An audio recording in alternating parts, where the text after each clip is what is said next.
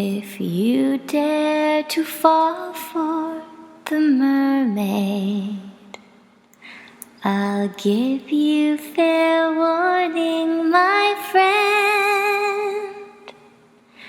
There's no turning back from the trance of her call. You're now a merman. Welcome to the Nail Engineer, and today we've got this menacing mermaid look to do, and unfortunately I'm having a little bit of trouble focusing in on this because we are very shiny and chameleon-y and all sorts. So for this look I am using a number of different polishes. The base colour, instead of using a black, I decided to use one of the colours in this chameleon pigment to see if it would like enhance the effect, and I think it does actually a bit. This one is Didspade Elixir, which flashes purple and like a deep kind of bluish teal colour. So I went for a bright teal base, which is this Madam Glam Boat Trip, and then on the middle finger we've got something a little bit different, which is a Chameleon Flake, which I actually picked up from an eBay supplier just from China. I've used a lot of glitterati chameleon flakes and unicorn flakes, and decided to try this, which was significantly cheaper.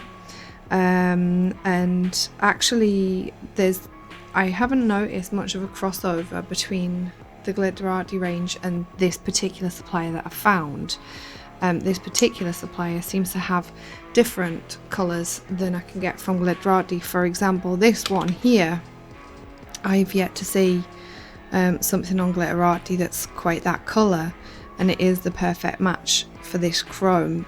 If I tilt my fingers back, you can see then it starts to flash kind of gold and a warm purple, which is exactly what the chrome next to it is doing. And yeah, so I have complemented my collection of nail cotics with this stuff, and that is just applied onto the tacky layer of black, and this is my go-to black two-coater, the gel bottle 003, which is now known as jet black, I believe.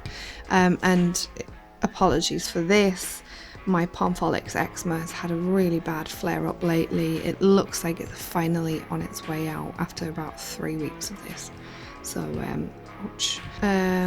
for the actual chroming with Elixir, I'm going to be using the O-Star gel base, but you can use your regular non-wipe top coat. But on this we've got a stamped image, which I'm going to show you in a moment. But here, this rock that our mermaid is sitting on, because she's meant to be like in the moonlight, and it doesn't show up great on camera here. Maybe that's a little bit better. So she's got a holographic moon behind her, and I wanted to have this effect of light on the rock. So what I did was I used two gel polishes. Madam Glam Splendid is the paler grey, and then this halo polish in charcoal grey is the darker grey.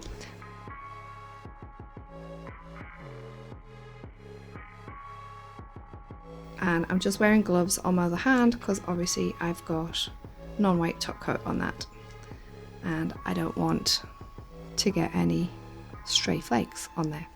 So if you have a look, I've not really used that one this much. One thing I will say about the cheap eBay flakes is you do not get a full container.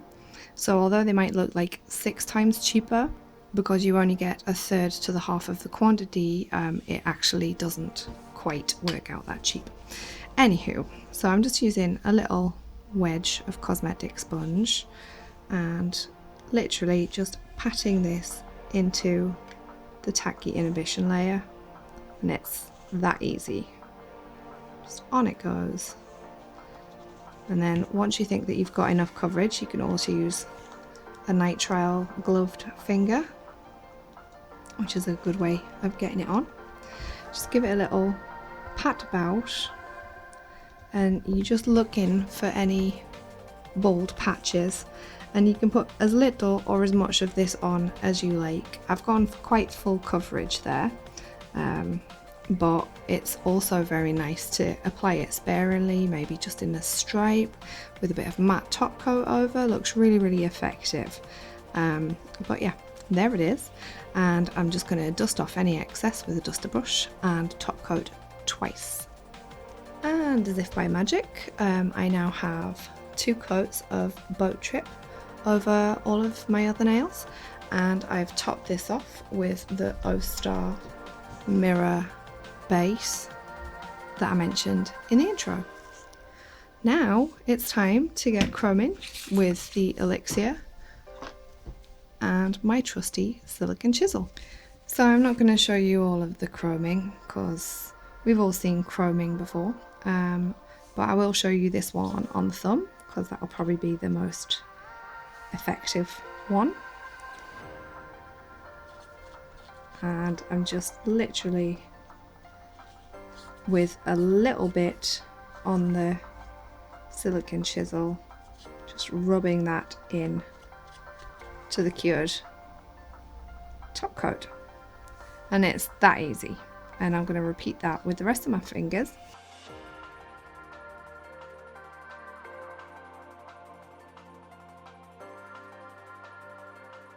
On the thumb, we're going to do that one first. We have got a mermaid sitting on a rock, which is this one here, which is Mermaid Fairy Tale number 2, and that's the first thing that I'm gonna stamp on. And you can do this 2 ways. If you've got a real steady hand, you can fill in the rock around her, but if you have any problems, don't worry, you can kind of just don't try to go around her tail. You can just go over it and then re-stamp over the top if you've got like a clear jelly stamp. That's my top tip. So she also is sitting in the moonlight, and I don't have a moon, but I have got a Death Star, which, I don't know, kind of looks like the moon with some clouds scudding across it. What do you think? In any case, I don't really need an excuse to get some geek chic into my manicures, since I am a big dog who loves things like comics and Star Wars. So this is my online shop, and this is plate MJXLII. And I used to think that this plate was evil, but it just turns out that I was a bit newbie at stamping. There are ways of making this one work, and particular stamps that you can use with it. Speaking of, here it is. So with this one just needs a firmer stamp. And the problem with jelly stampers is that they tend to be quite a soft, squashy head. This really doesn't give me much resistance at all. If you go to the Clear Jelly Stamper website, you'll find that they also do a decaling head, and the decaling head is firmer, and what it does is it actually retards the drying process, and it is perfect for picking up stubborn images. Yay! So yeah, kiss goodbye to having certain plates that you just can't use a clear jelly stamper with. Get yourself a nice firm decaling head and all should be well. And finally, we've got, speaking of clear jelly stamper, we've got their Veil of Old Japan plate, CJS LC-12, and I've got Treasures of the Deep, I think it's called, the one with like mermaids on, and I could have sworn that there was a scale pattern on it, but there's not. And the great thing about it is this bit here, which allows you to kind of like almost use it like a French. And I'm going to be doing the stamping with Colour Club Blue Heaven, which is a holographic polish. When you paint it on in layers and layers, it does come up with like a bluish tinge, but when you're just stamping it, and it does stamp real well, it comes up like silver tone. So and of course black for my actual mermaid, and this is Clear Jelly Stampers Black Polish 001. So for the mermaid scale pattern, I do find that this one tends to pick up a bit of excess baggage if you swipe it down over. So I'm swiping it crossways. What actually happens with this, and I don't know if it's a fault on the edge, but on this bottom corner here, if I swipe it down over, it just seems to collect a bit of extra polish there. So there's my nice clean pickup, hopefully you can see, and I'm going to do my pointer first, and I just want to have like 2 and a bit pattern repeats on there. I don't want to obliterate all of the chrome, and you can see I'm just kind of rolling off gently. So now it's time to move on to the thumb, and I'll do the cleanup. I've top coated those 2 stamped ones, and I'll clean them up at the end.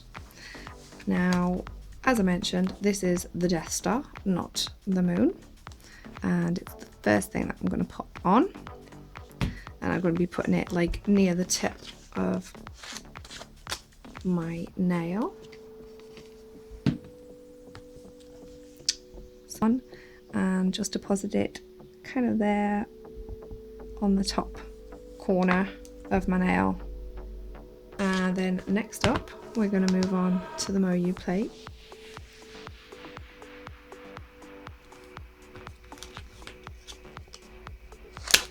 And the reason I'm using the decaling head for this is because we've got a fair bit of pick off to do with our trusty orange wood stick, and if I used the clear jelly stamper head or the XL bling, the polish would dry too quickly while I was doing this. So let's see if we can zoom in on there. There, that's a bit better. So I'll just pop her around about there, I think. Hopefully she's not off center. No, she looks pretty good. So I'm going to start with the darker grey, which is the principal colour, and I've got a little bit of waxing strip there, which I find is really useful for wiping your brush off onto in between colours, because lint-free wipes just aren't really lint-free, I find. Sorry, I'm kind of going off camera there, apologies for that. Around the cuticle area, I'm just filling in first, and then I can kind of work backwards from there. Looks like the camera's having a little bit of trouble focusing here, so I'll just show you on one side how we get the kind of dappled light effect. And there's my lighter grey Madam Glam colour, which is called Splendid, and we just literally pop the blob somewhere where you've got maximum space, and then just kind of move it out. Let's not cut a bum up. And then you'll see it's starting to meet the darker grey. It's dead easy. You just kind of stipple your brush along that joint, sometimes pushing down from the light grey to the dark, and sometimes kind of wiggling upwards from the dark to the light until you've got a blend that you're happy with. So I'm just going to finish the rest off camera, and when I've got that rock filled in, I'm going to cure it as normal, and then that'll be that nail done. So I'm going to put over the top of this rubber base, gel bottle ink rubber base, and that's where I'll get my strength from, and then I'll put my top coat on, which is exactly what I did with these two.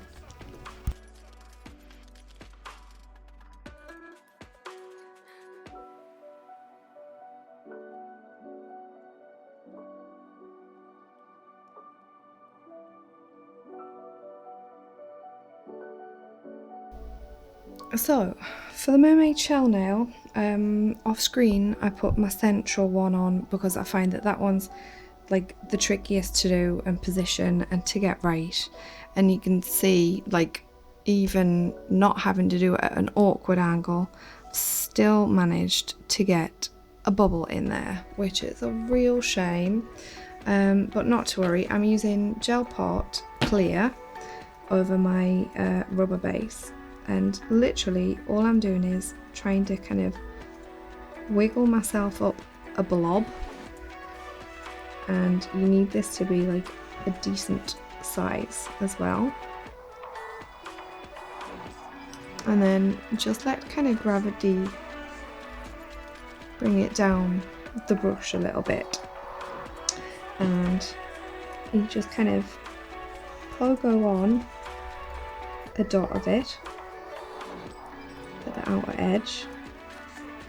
By pogo I mean kind of in an up and down motion until you start to get a nice kind of round shape, and you can twizzle around as well. And once you've got that round shape and that thread, you just want to slowly drag it down to the center like that.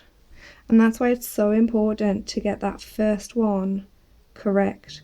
Then what you can do is you can pick up a tiny little bit more just to kind of straighten out any wiggles, and then flash cure that for 15 seconds.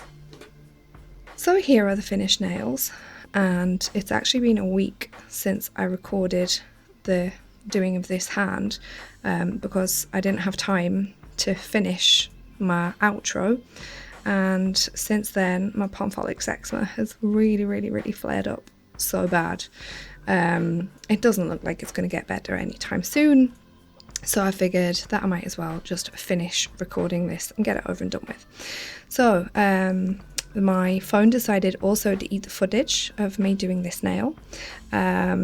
Very easy. I did show like kind of one strand going on, and I just repeated that for the rest of the nails. And then afterwards what I've done is I've popped a little gem on there, and I don't recommend this particular gem because look, the covering has come off it. Thankfully it was just a cheapie that I got off eBay. So I think I would maybe try this again with Swarovski crystals. But all I did was I just went all over the nail to kind of blend these kind of clamshell lines in with top coat to kind of make it look a little bit less like I had jizz on my nails. But anyway, those are the finished nails. I've got my mermaid thumbs with my Death Star moon, and I've got my stamped pretties, my flakies, and my very much looking like oil slick, and I'll get some better pictures in daylight where you can really see the colour shift of my Didspade Elixir chrome. So I hope you enjoyed this look and found the tutorial useful. If you'd like me to look more in depth on the clamshell nails, then do leave a comment below. These are just a couple of little cuties that I've been working on: a sea opal and a purple opal, with a couple of micro mylar flakes that I got from Glitterati. And if you'd like to see these in a bit more detail, just holler and I'll add it to my Nails That Rock list, because there will be some more precious stone, mineral stone inspired nail videos coming soon. So thank you very much for watching, and I will see you next time, hopefully less scabby.